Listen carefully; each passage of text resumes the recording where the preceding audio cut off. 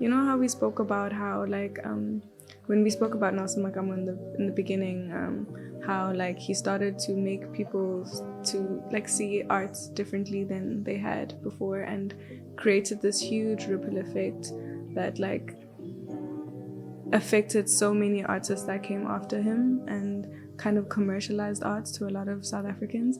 I don't think that that's necessarily the thing that I will do. I think that was maybe part of his journey, but I think that he was a way maker, and I'm not sure what way it is that I will be making, but I would love for people to speak about me in that way, like, oh, like I saw her do that and I believe that I could.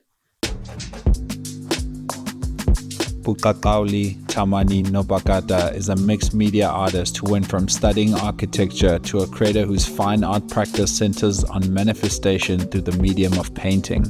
Her luxurious narrative paintings, crafted with acrylic on hand-prepared lace, affirm black female identity and domestic opulence.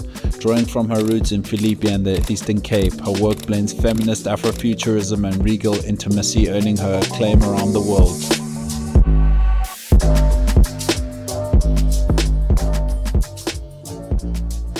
So, Buqaqawuli, got it right. Yes, you did get it right. There we go. Thank you so much for making time. I'm such a fan of your work. I'm so excited to sit here with you. I've been watching your sort of work transcend, and you are such a special artist because you have found your voice so early in your art career. So I really just want to dive into your journey and everything else. But before we start, I'd love to know, how do you best describe what you do professionally? Is it artist? Is it painter? Is it, how do you best describe it when people ask you what you do for a living? Okay, so I think of myself as a contemporary fine artist and a social commentator through the medium of painting. So I think painting is just like my voice at the moment. But I like the term contemporary fine artist because I don't think that I'm necessarily committed to the way my work looks now. I think I like broader terms that maybe will allow it to change, because I feel like I'm just in like an era at the moment, and maybe 10 years from now my art is not going to look the same way that it does.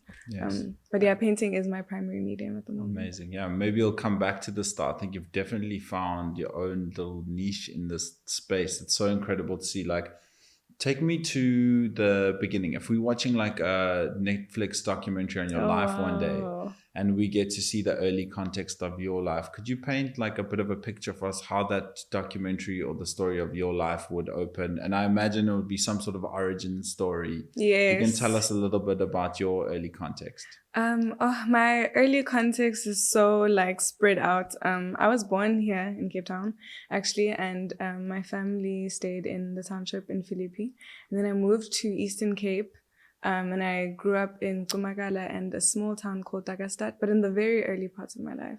And then my mom was a teacher throughout all of this, and then in like primary school, she started working in Joburg. So then I moved to Johannesburg, and then I lived there completely. So it's quite scattered, but I had a very township and rural upbringing, and then moved to a really big city. And I'm very grateful for that, actually. It's broadened my worldview quite a lot to come from these different places. And I think it's a very important part of my work as well, especially the coming from a small town and rural villages kind of thing. And a lot of my family is still there. So maybe if there's like a ceremony or it's Christmas or things like that, like the family will always go back to Buqaqawuli in Eastern Cape or Philippi here in Cape Town. Crazy. I didn't know you're from Philippi. That's insane. Yes, I am. Tell me, anyone else in the family that did art, or anyone else? No, not really. Not that I know of. Not directly like that. But I think a lot of maybe what I do. So I speak a lot about making work that is beautiful.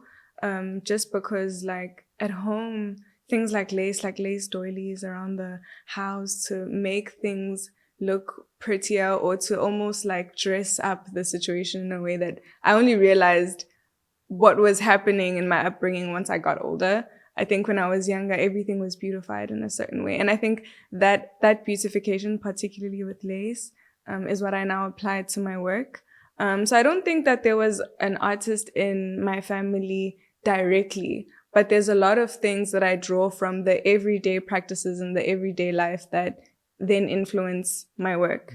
But it's not directly like Got you. in an artistic Yes. kind of way. Yes. And tell me, siblings? Any Yes, I have a younger brother. younger brother? He's 20. Okay. So I don't know if he's so young anymore, No, but I it's do not. have a younger brother, yes. Okay, amazing, amazing. You said your mom was a teacher. Yes, my mom is a teacher. She's a maths teacher. Really? Is your So maths good as well?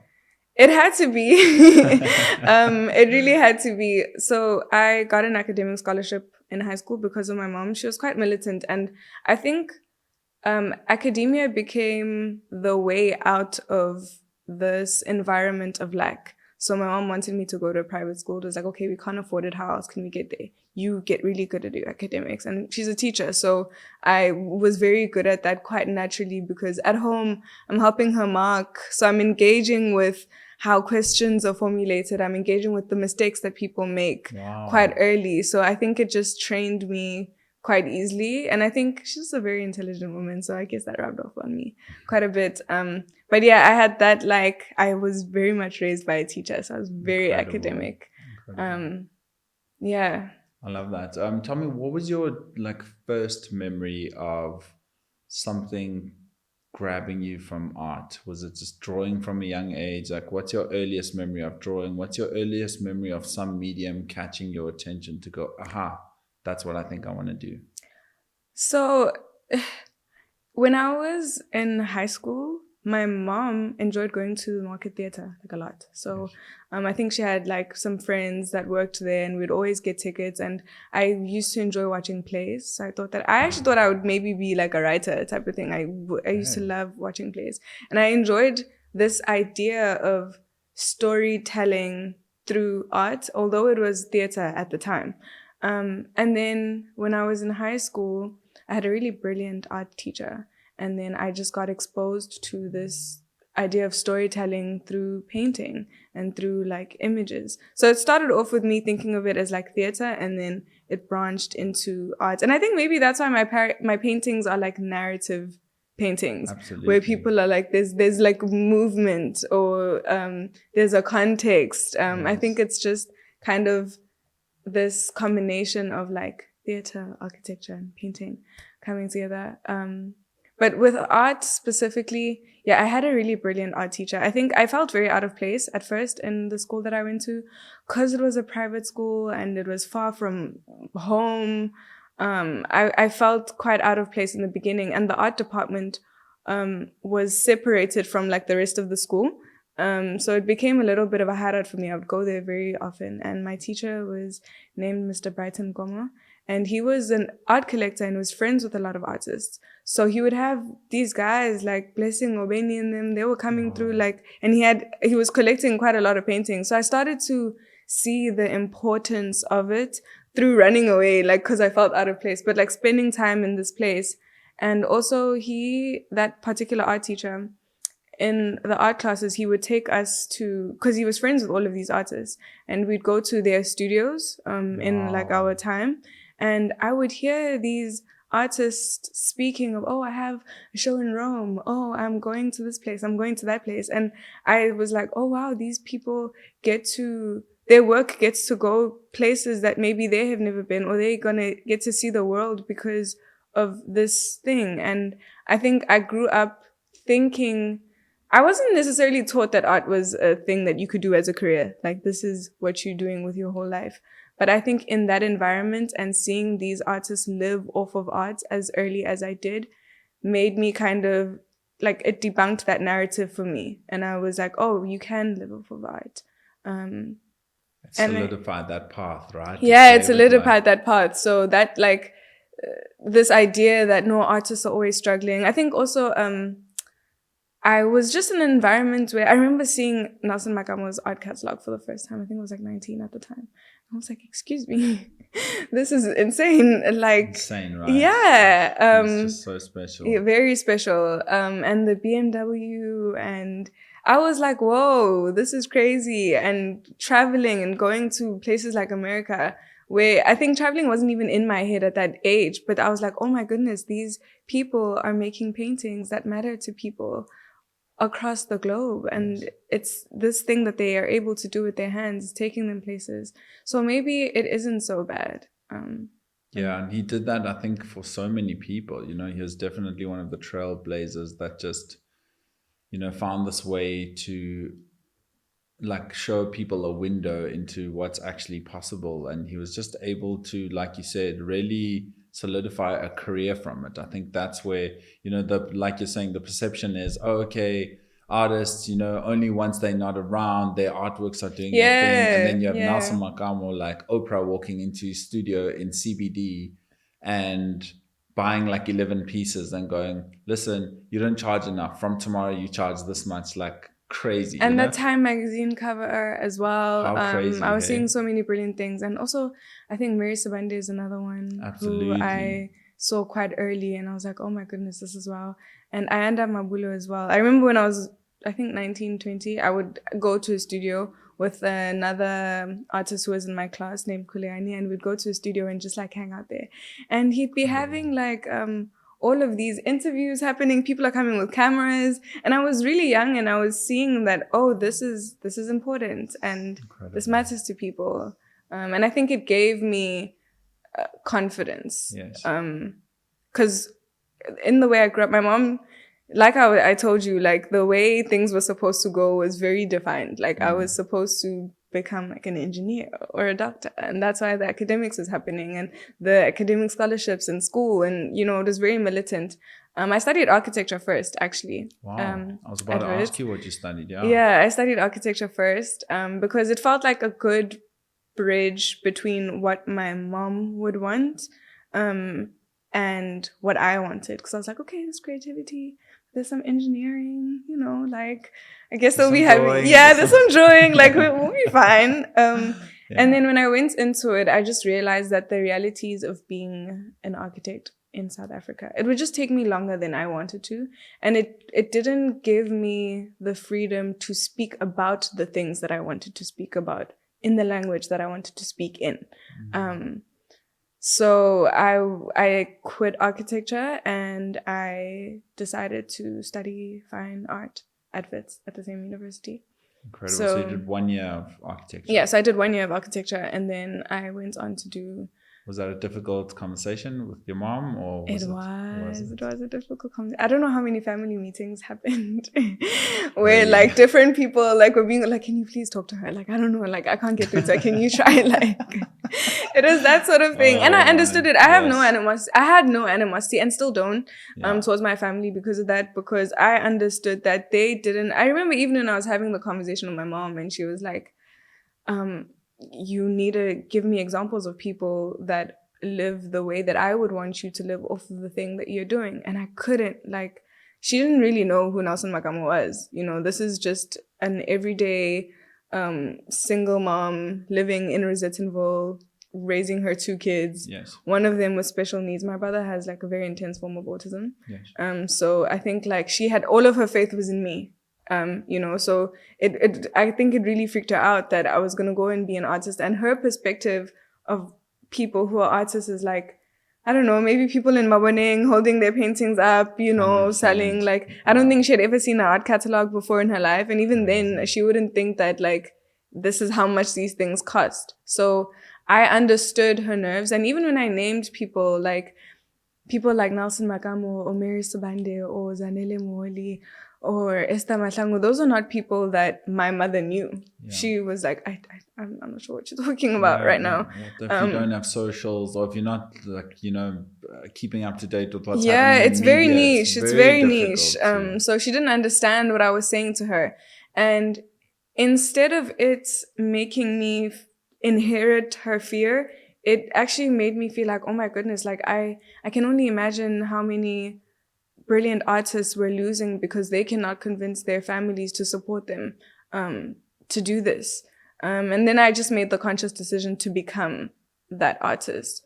So sometimes I do like commercial things here and there. Like I sometimes work with brands or do things where they're like, oh, you're being a commercial artist, you shouldn't do that. And I'm like, no, like I think that it's not just about putting the work in like fancy elitist galleries where the everyday person can't interact with it. It's about like the little 17-year-old girl who needs to convince her family to pay for her art studies.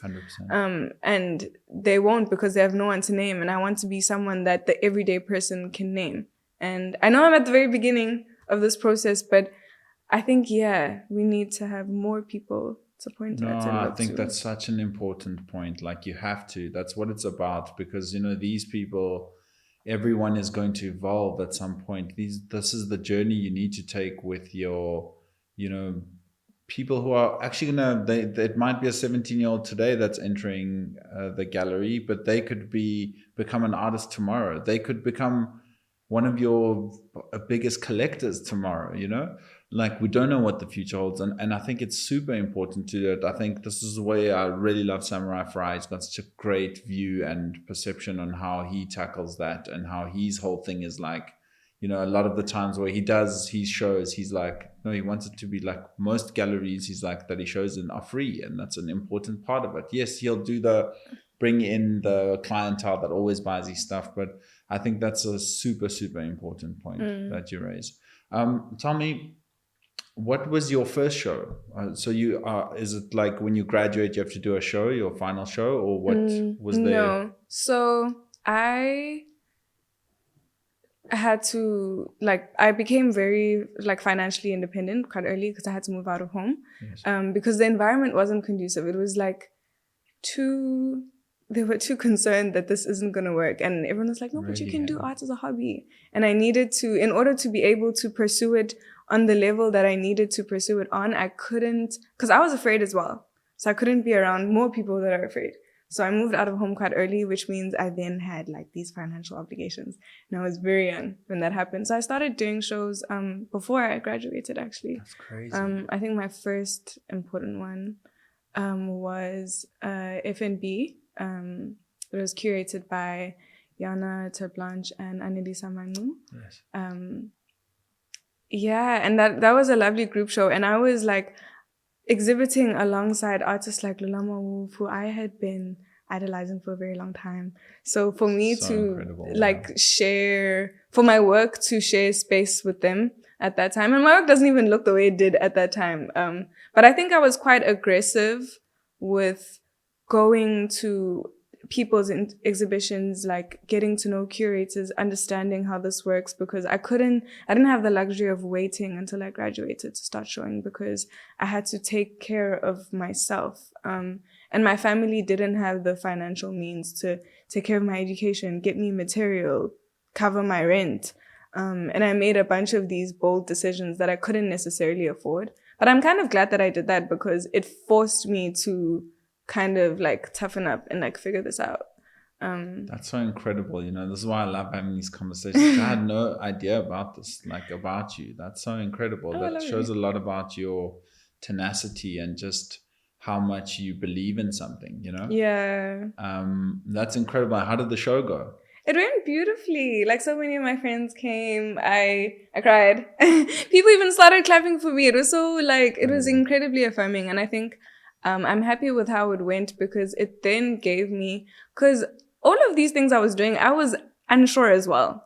I was training myself to keep, I actually have a tattoo that says certainty, over here, to constantly remind myself, because I wasn't sure that this was going to work. But I just have this philosophy that everyone that is anyone, or anything that has ever happened in the world, came from someone being sure of it. Even someone that became a president had to be certain of something and convince other people. Someone who makes a song has to be sure of what they're saying enough to post it, shoot a cover, shoot a music video. Anyone who's a photographer has to be certain enough of themselves to pick up a camera even before they're able to do anything. And then become in order to become anything, you need to have some level of certainty for yourself, because the world is uncertain. Everyone isn't sure even of what's going to happen tomorrow. Yeah. So they gravitate towards this era of certainty. And that show, I think it validated me in a time where I wasn't sure. But I was telling myself to keep going. And then when it happened, I was like, okay, you're not crazy. This is going to work. You're going to be fine. And then I just kept on going. Despite people saying oh, you can get into all of these other degrees. You can go and be an engineer. You can go and you can go into all of these things. You go back into architecture. You'll do arts on the side. What's the problem? You can still, there's a lot of people that have their work hanging in galleries, but they have other things that they're doing on the side. That's what my family was kind of like pushing. And I was like, no, the people that I look up to, they do this full time. And you can tell in the work. You can see it in the work itself. You can see it in their journeys that like, this is not a hobby. So I love that. And then I presume you sold some pieces. Yes. Do you remember the first piece you ever sold? Was it at that show or was it before that? It was before that. Wow, I had a lot of very interesting collectors quite early. I know Ricky came to my house when I still lived at my mother's house at the time. And he bought like 3 huge paintings. It was so interesting. He came and it's in like Rosettenville is kind of a township area. So there's always south, kids. Right? Yeah, it's in the south of Joburg. There's kids like playing, in the street, and he came, big car. Came to get the paintings, and my mom was like taking pictures of him. So there was a bunch of kids at the gate, like just standing, and I was like, oh wow, like this is crazy. And that was one of my earliest sales. That's incredible. Black Coffee also collected a few of my works, and then after that, I think like the interesting and like I guess beautiful thing about art is like when people collect your work, they have a connection to your journey. They become committed to your journey because then what they have now appreciates in value as you develop. So they want more people to buy work. So they start to tell other people about you, or like these things start to happen. It's like this community that lifts you up. Like the more collectors you have, the less alone you are, because these people, they're now connected to the work. They're now connected to you. So they cushion you and they uplift you, and you feel a lot less alone. Incredible. In your journey. I love that. When does the shift happen with your mom and family that it's like, okay, maybe she knows exactly what she's doing? When was that moment? I think it was a series of moments. I think first when they saw that I'm moving out and I'm doing this art thing, and I guess also my commitment to studying art as well, gave them a little bit of, because it showed a commitment to the practice. It showed a commitment to the craft, to the fact that I was like, okay, I'm going to go to school. I'm going to study fine arts and I'm going to get my honors in it, because I'm trying to equip myself with the correct, like I'm trying to give what I do an academic integrity. Yes. And it's not just about like fame or just this thing. Like I'm trying to solidify it and ground it in something. And I'm desperately trying to gain the tools to give me the strength to do this appropriately so that this journey can be as supported as it can. And I think them just watching me do that. There's so many shows that I did that were even small, like little gallery things, like all these art fairs as well. Like my mom was always just getting invites to all these things, and she kept seeing that, like, no, she keeps going. Like I think her watching me go on, and I think they started seeing art take care of me as well.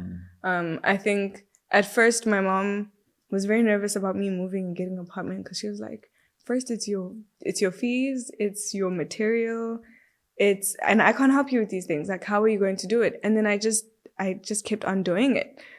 So after a while, when they saw that my paintings are literally taking care of me, they were like, okay, let's see how this goes. And I think they'll always be there to catch me when I fall, but I never did. And now they're super cool with it. Like they love it a lot. Yeah, I mean, I guess it's the generation that they come from, Yeah, I think so too. Security of like the engineering jobs and these sort of things, and I can only imagine their time. Like you could probably count the people who paint on like one hand. Yes, yes. And even they were probably struggling. Yes. So I mean, also kudos to them, to like being open to it and seeing it. I can imagine so many people go through this and yet they still don't see eye to eye with their parents about it. Yeah, and so it's a beautiful thing. I totally understood where they were coming from. I just felt then a very intense desire to then prove it to them, because they're coming from a very honest place, and that's how I was saying, I can only imagine how many conversations like this are happening and how many wonderful artists we're losing because of this belief. But I guess our parents were in survival mode. So I also see my art as a sort of healing for my lineage, and that's why I paint so much abundance and luxury, because I don't think that, like, not just my mom, my grandmother, my great-grandmother, these are women that never got to be able to dream or to do stuff because they like it.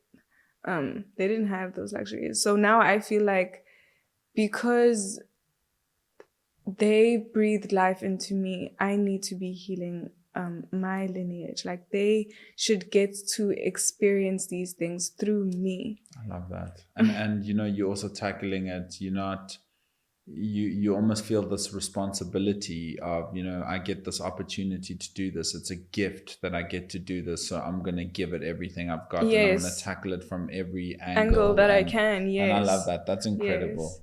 And I think the beautiful thing about art is, and maybe this is what I was a little bit afraid of with architecture. I mean, in any discipline, you can go as far as you like, but I think with art, it genuinely feels like I can dream of something that I've never even seen before. Yeah. The art journey isn't specific, and that is a scary thing, but it can be a beautiful thing. Like, there isn't really a limit to what I can achieve or how far I can go. And I think that that's a lovely thing, and I can't wait to get to build homes for my family or like do all these beautiful things for them, and it's like through art. Absolutely. I don't doubt you're going to. Because my work is a manifestation, actually. I think like the primary purpose of my paintings is to manifest. And that's why, so in my titles, it'll be things like Kwaqina or Mamqina's dining table. So that's my clan name, and or Kwazenande, or like it's like it's these people who I am related to who don't necessarily have these things, and I'm rebuilding their lives through my paintings. Yes. I think a lot of South Africans are familiar with the concept of emakaya, which is like the homes that we go back to. A lot of the time it's in the rural areas. Like when everyone leaves Johannesburg and Cape Town, they go back to the rural areas. And they're full of unfinished homes. Like everyone is renovating. Everyone is still like, the house is still being built. And I get it. It's because the roads aren't done. Like everyone is sharing a tap. Like it makes the building process so tedious. And that's why I think space is so central to my work, and this idea of a home. I'm just like rebuilding and reimagining and manifesting. And it's interesting because my life has started to follow the lead of my paintings. So now when I want something, I paint it. Incredible. Oh, I love that. And then it happens. And I'm doing that for my family. I'm doing that for my whole lineage. Incredible. I wanted to ask you how you tackle, is every piece different? Like, what is your process? Are you using photographs of references? Are you, how much of it are you snapping with like your phone and putting images together that you then compiling in your mind? Like, what is your process when you tackle? I get now today you are manifesting things, and like if it's the house, are you going onto Pinterest and finding homes or pieces and then bringing it together and then starting to paint? Like, what's your process? I guess it's different for different pieces, but I'll talk about maybe the interior works because that's like quite a recent thing. I think architecture, as much as I left it, is quite central to the way that I think about things, because we learned a lot about like seeing something and scaling it down accurately. Like proportion is something that I learned a lot in architecture. Space, interiors, model making was like one of my favorite parts of architecture. We'd make a design a house and you have to make a model of it. And so I think a lot of the skills and the way of working that I learned in architecture applies to my work. Maybe I'm staying in my comfort zone because I learned how to work with homes, and now there's so many homes in my paintings. So I'm applying a lot of what I learned about like sizing things. But so what I usually do is, a lot of my paintings are of my cousins and of my friends in spaces. So we'll be hanging out maybe like this, and I'll be like, oh, let me take a picture of you. And then I'll either design a house or come across like a couch that I really like and design the rest of the space, or maybe a staircase that I really like, or a fireplace that I saw, and then I'll finish up the space and design it, and then I'll go back to these images and I'll kind of like collage together. Like, so let's say I'm hanging out like this, and then I see a couch that I want in my apartment one day, and I'll paint myself as I was hanging out in that space. So I take a lot of pictures of my friends just as we're chilling and laughing and hanging out. Like, I have so many of those. And then when I see something I like, then I just place them in that space. Yes. Wow, that's incredible. I love that. So that's how that goes. But I work with lace primarily. All of my work has lace in it. It's I think my work participates in contemporary feminist discourse. So lace is like a material that I find to be distinctly feminine. It also feels like because in its origins, it was started by women. And I feel like they're unnamed, all of these women. Now it's obviously moved to machine making, but I feel like I'm collaborating with these artists that never got to be named. And so I'm exploring the materiality of lace a lot more now. So the way I would do my paintings in the beginning is I start off with the lace. Either I stretch it on a canvas and prime it so that it can dry and become a surface that I can paint on, or there's a type of paper that I use. I forgot what it's called, but there's it's not just paper. It's almost cardboard, but not as hard as cardboard. Yes. And I lay the lace on it and I prime that and like allow it to dry. And then I paint on top of that. Okay. So I just, Instagram sucks because you can't see how much texture the work actually has. Yes. But if you were to run your hand over it, it's like lace. Like, so it's like it rises. That's what I was talking about. Where I was like, I can't really figure out how you're getting that texture. I thought it was like painted on. That makes so much sense. No, so it's like physical, incredible. Like it's lace. So I go buy lace, and then recently I had a show in Nigeria and at 154 in London as well, where I had the lace like draping out of the paintings, because I think it's a material that can do things. You can actually sculpt with it. You can it has its own material value that I'm now exploring. So that's what I was saying about how I'm not necessarily committed to just painting. I have a show happening right now at the Albany Museum of Art in Georgia in the US, and I have sculptures there where I had lace like stretched over different geometric like shapes. And I put them together as sculptures. So yeah, like it's different ways of working for different pieces. It's not one thing. Incredible. I love that. Just speaking on architecture, a friend of mine, Malcolm Wape, I'm not sure if you've heard of him. He's an unbelievable illustrator and he's an animator. Originally from Cameroon, like grew up here in Cape Town. He's like world renowned for fight scenes. They like hire him every major studio around the world. Fight scenes, like in animations, like those 2D animations.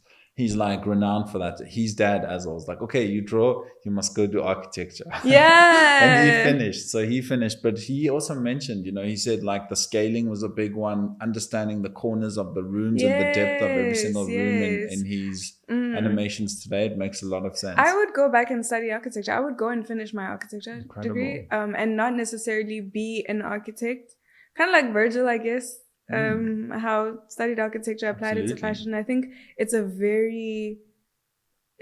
I respect architects so much, or people that have studied it, because I think you're using so many different parts of your brain at the same time, because it's the psychology of space, but then there's the numbers and the calculations part of it, the physics of it, but then there's like color theory involved as well, like how different colors make people feel, how there's a composition aspect to it, like how do different parts of something relate to each other. The light coming in, how it bounces off the art. Absolutely. So I think it's a brilliant discipline. I would totally go back. And it informs my work so much.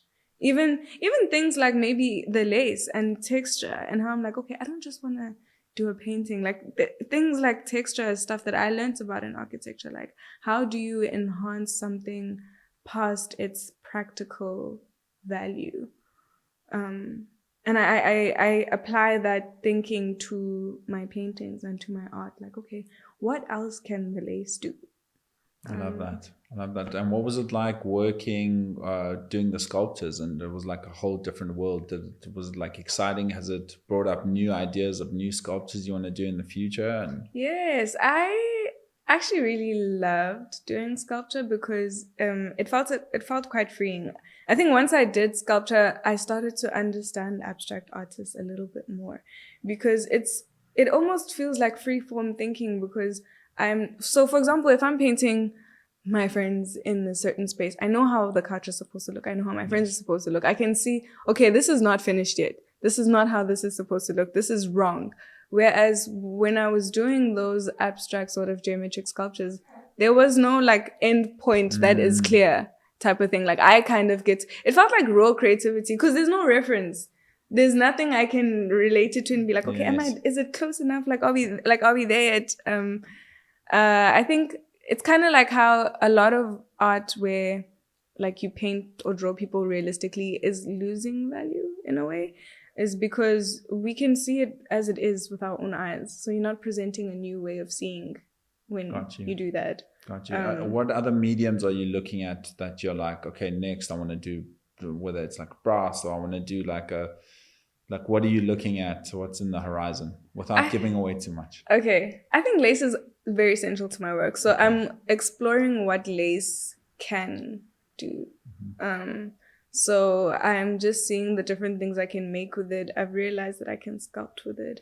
I also, one of my favorite paintings that I did for this show at the museum in Georgia is like I made a painting. It was quite a spicy painting, but I dressed the figure up with the lace, so you had to like look through the lace in order to see her. Wow, love that. So that's what I'm thinking about. Like, okay, this material. I've been doing a lot of research into lace as well.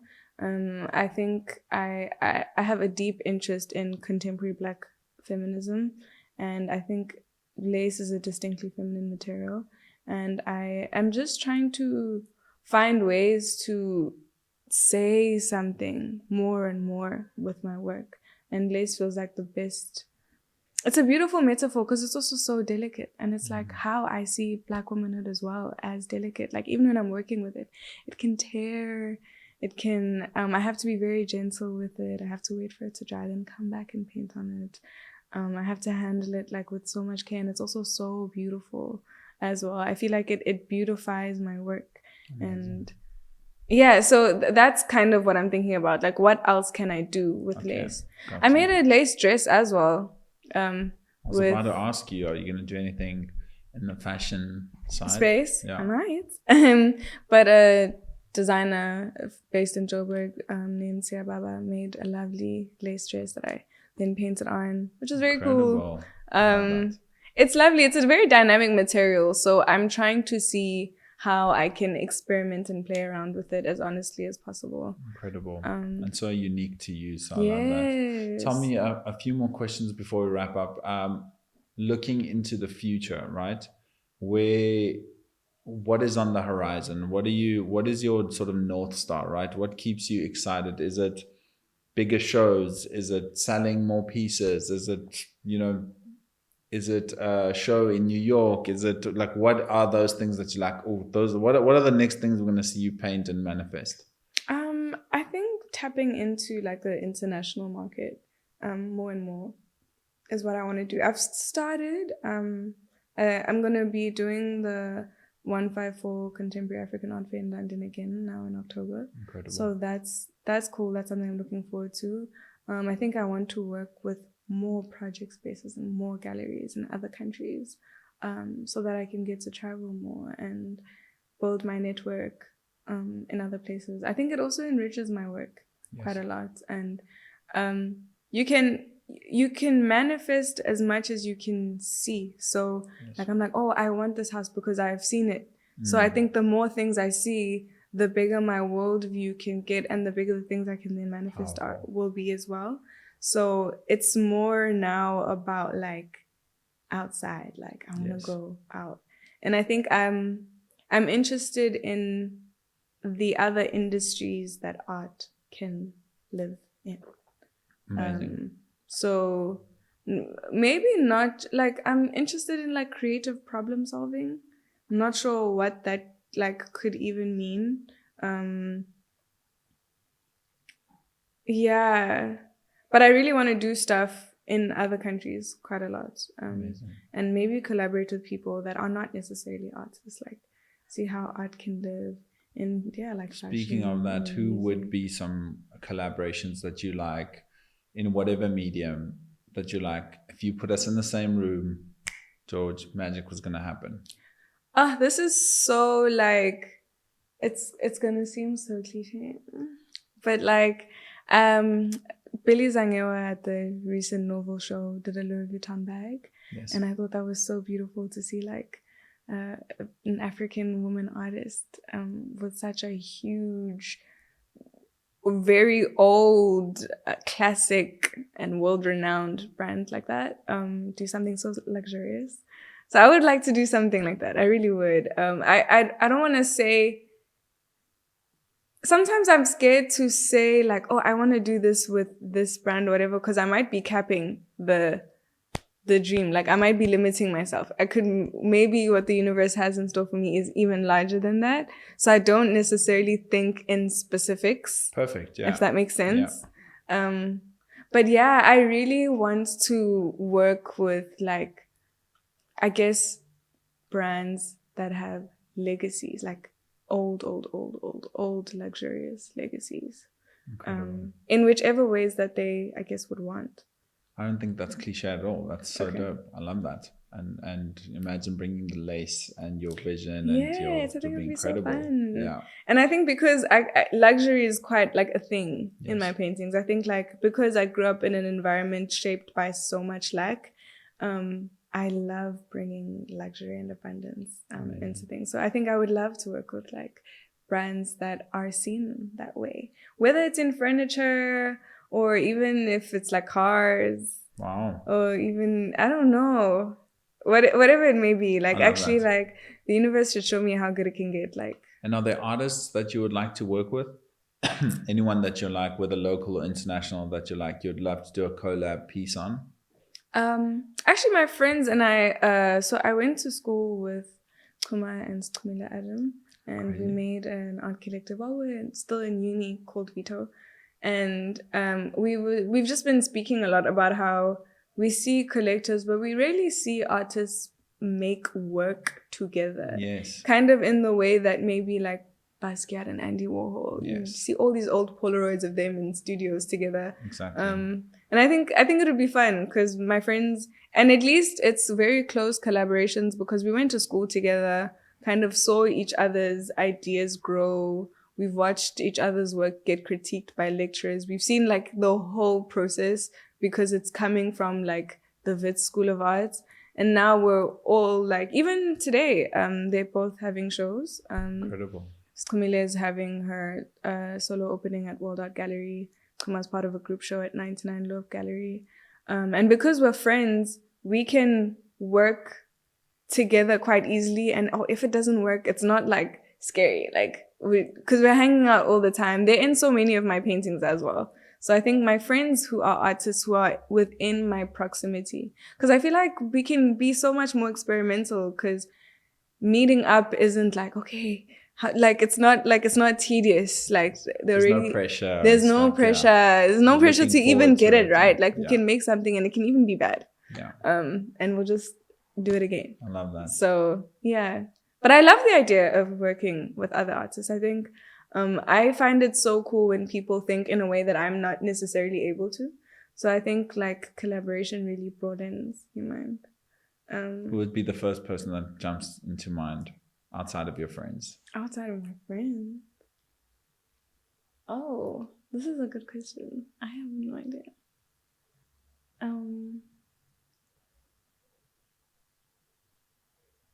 Wow.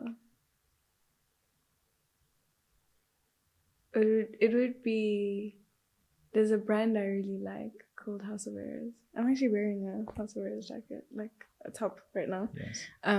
It's a British brand. I think I would love to collaborate with them. They make clothes, and it's like very interesting embroidery and shape. Like they're reimagining like fashion and like quite interesting. Fiance loves them as well. Oh, She's crazy about them. Oh, okay, cool. So that's who I guess would be like a really cool, because I think they're quite experimental with clothing as well. And I think that's the kind of thing that I run. Because sometimes with the legacy brands, like what I was saying, they're very like set about the way they absolutely are gonna do things. So I think I would love to work with young, experimental, fun people.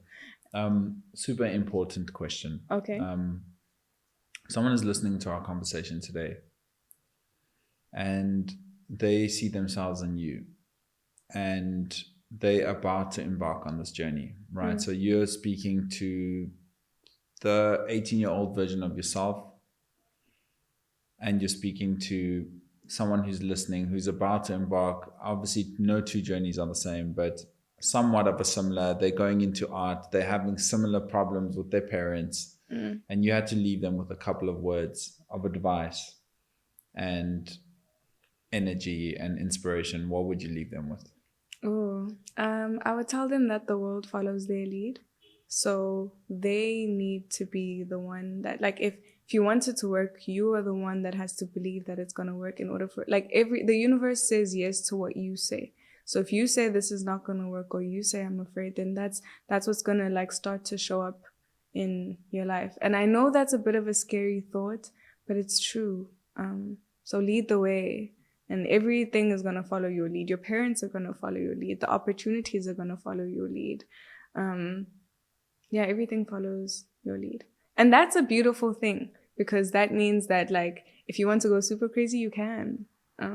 It's freeing, right? Knowing that. Yeah, it's very freeing. I love that. That's incredible. And my last question to you is, anything from your side before I ask you the last question? Anything else you forgot? No, I don't know. I don't think so. My last question is, how would you like to be remembered? If someone comes across this conversation in 40 years and they get to watch this snippet? Oh, that's a very good question. How would I like to be remembered? I would like to be remembered as a waymaker. You know how we spoke about how, like, when we spoke about Nelson Mandela in the beginning, how, like, he started to make people to, like, see art differently than they had before, and created this huge ripple effect that, like, affected so many artists that came after him, and kind of commercialized art to a lot of South Africans. I don't think that that's necessarily the thing that I will do. I think that was maybe part of his journey. But I think that he was a way maker.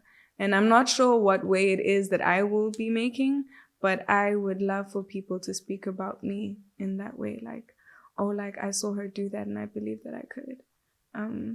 Absolutely.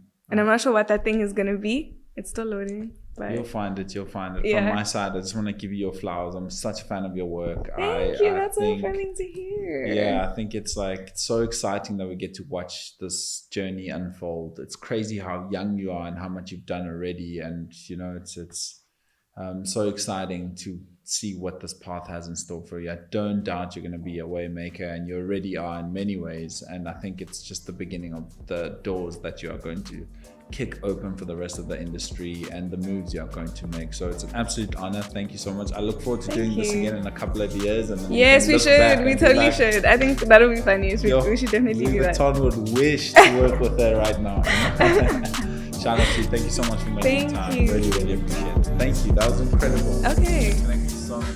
Are you happy? So incredible. Okay. So amazing. I'm glad that you're happy.